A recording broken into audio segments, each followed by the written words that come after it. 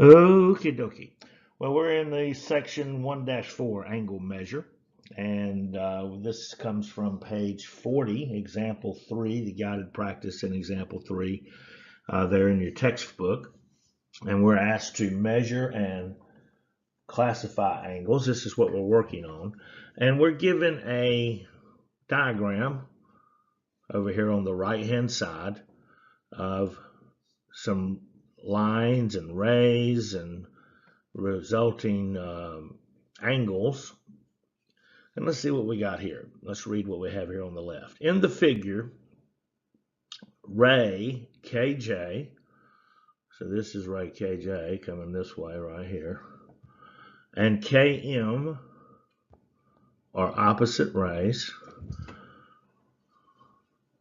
which actually then forms a line, JM. Also would tell us that this angle right here is 180 degrees, but they're not asking us for this. So anyway, okay, coming back. In the figure, KJ and KM are opposite rays, and KN bisects angle JKL. So here we got KN right here, and we're told that it bisects this angle right there. So it's going to bisect that angle JKL, K being the vertex, that's why it's in the middle.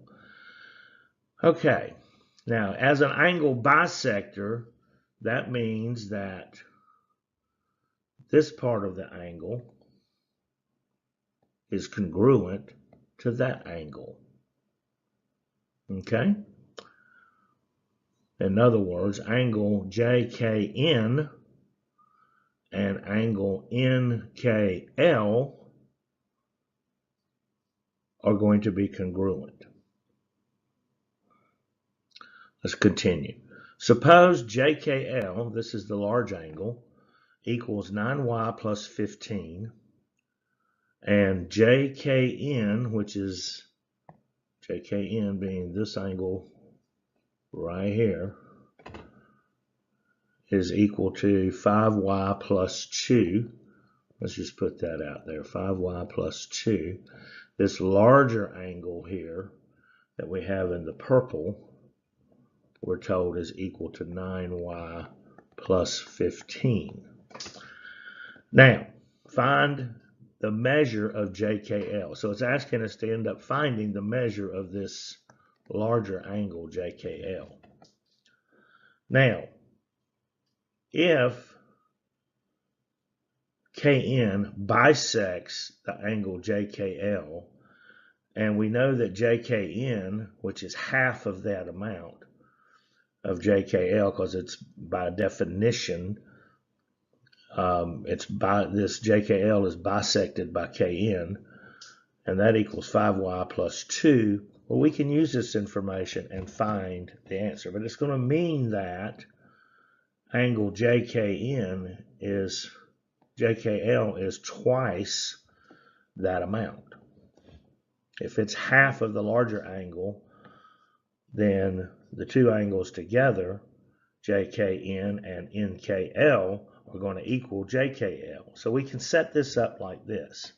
I can then say that 2 times this angle JKN, 2 times 5y plus 2 is going to equal the whole angle JKL, which is 9y plus 15. And so what we need to do is we need to solve this for y, and then we'll plug that y value in that we'd solved for back into this equation here, which represents JKL, and that should give us the measurement of JKL. So let's distribute the 2 to the 5y plus 2. That's going to give me 10y plus 4 equals 9y plus 15. And let's subtract 9y from both sides and subtract 4 from both sides. And hopefully algebraically you follow what I'm doing without having to include this step by step. If you need to let me know so we can do that. So then I would be left with y here on the left-hand side. And I'm going to subtract 4 from 15. So y equals 11. Now, to get the measure of JKL, I'm just going to plug 11 in to this measurement here of JKL, which is 9y plus 15. So let's do that. So I've got 9 times 11 plus 15, and that's going to equal the measure of angle JKL. Well, 9 times 11 is 99.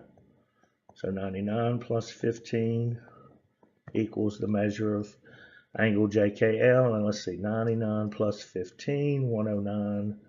Add 4 more. So 114 degrees equals the measure of angle JKL. All right, well, hopefully you followed that. We'll be doing a lot of this type of thing throughout this course. Be prepared.